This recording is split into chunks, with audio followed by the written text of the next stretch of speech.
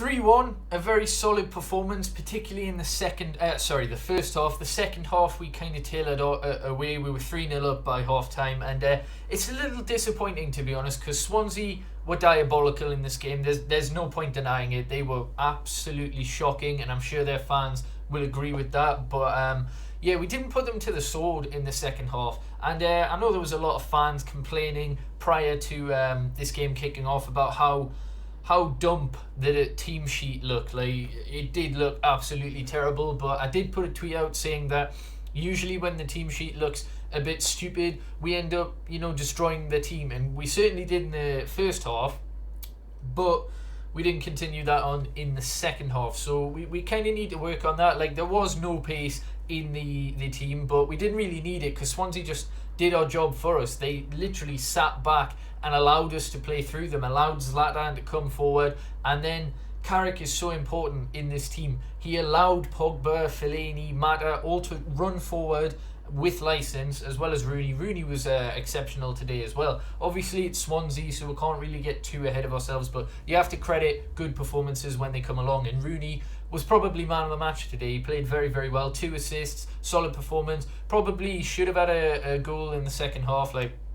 Thankfully, we were 3-1 up, but it looked as though it was a very tight offside decision when Rooney scored. But anyhow, that aside, we played very well. And, as I say, in the first half, and Carrick was detrimental to that because he just sat back and allowed the midfielders to drift forward, giving us more options in attack, even without the pace of Rashford, Lingard or Martial, who are all on the bench for this game. I don't understand what the problem is with Mkhitaryan, but hopefully it gets solved sooner rather than later, because it just makes no sense having him not in the 18, and against stronger opposition, I don't think this team would work. Like, we did play very well, and it passed and made some good moves, but you do need pace, particularly against the top teams who have high intensity. So this team won't work against the big teams, but maybe against the smaller teams, this one certainly, it did a job. So anyhow, the first goal was Pogba. It was a fantastic volley from outside the box. I was delighted. Like, obviously, Pogba gets scrutinised so heavily because of the money we spent on him, but he's had the most key passes, I think the most passes in the final third, the most chances created for Manchester United. He's been decent, to be honest. He's been decent, and his performances are starting to pick up. They're starting to get consistently better. Obviously not fantastic, but we're still trying to adapt him into the team. But of course he's going to be a world-class player for us. There's no denying it, and I don't care about all the banter, all the stupid jokes that people make, because they'll be eating their words in 5 years' time. But anyhow, it was a great goal from him, and Zlatan got a much-needed goal. It's a ball in from Rooney just outside the box again, and Zlatan finds the bottom left-hand corner, and he really needed that. He did, because he was doing absolutely terrible, but his finishing was good when he first joined Manchester United at the start of the season. He was banging in goals left, right and centre, but now, he went on a massive streak where he just didn't look as though he could score at all.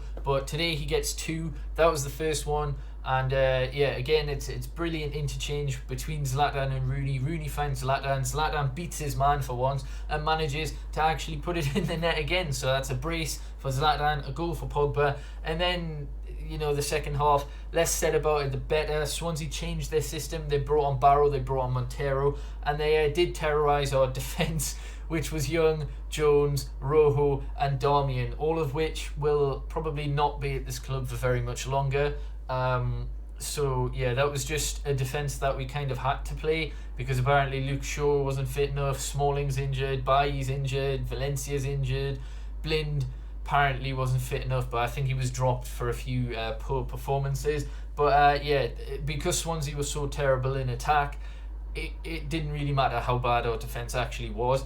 But they did actually get a goal. It's a brilliant ball from Sigurdsson, and it's the defender, I think, or is it the striker? Oh, I can't remember. But someone heads it in, and it's 3-1.